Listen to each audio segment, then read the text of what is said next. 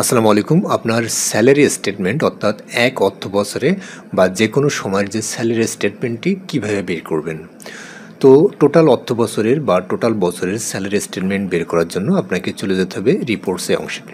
এরপরে reports for employee অংশে একটি ক্লিক করবেন। এখান থেকে সিলেক্ট অ্যান আইটেম, এখান থেকে দেখুন ইয়ারলি স্টেটমেন্ট, মাই ইয়ারলি স্টেটমেন্ট এই অংশে একটি ক্লিক করুন। এরপরে অর্থ বছরটি সিলেক্ট করে দেবেন। ধরুন আমি 2024-25 অর্থ বছরের স্যালারি স্টেটমেন্টটি বের করব। এরপরে এখান থেকে রান রিপোর্ট এই অংশে ক্লিক করার পরে আপনি দেখতে পাবেন আপনার টোটাল স্যালারি স্টেটমেন্টটি এখান থেকে দেখাচ্ছে। তো এভাবে আপনি নিজেই আইবাস প্লাস প্লাস থেকে আপনার স্যালারি স্টেটমেন্ট অর্থাৎ এক অর্থ বছরের টোটাল স্যালারি স্টেটমেন্ট, কত টাকা কোন খাতে বা কোন করে কত টাকা বেতন হয়েছে বা কত টাকা ভাতা পেয়েছেন তার টোটাল স্টেটমেন্টটি আপনি এখান থেকে বের করতে পারবেন বা দেখতে পারবেন। তো এখান থেকে একটি ডাউনলোড অথবা প্রিন্ট দিয়ে সংরক্ষণ অথবা প্রিন্ট দিয়ে ব্যবহার করতে পারবেন।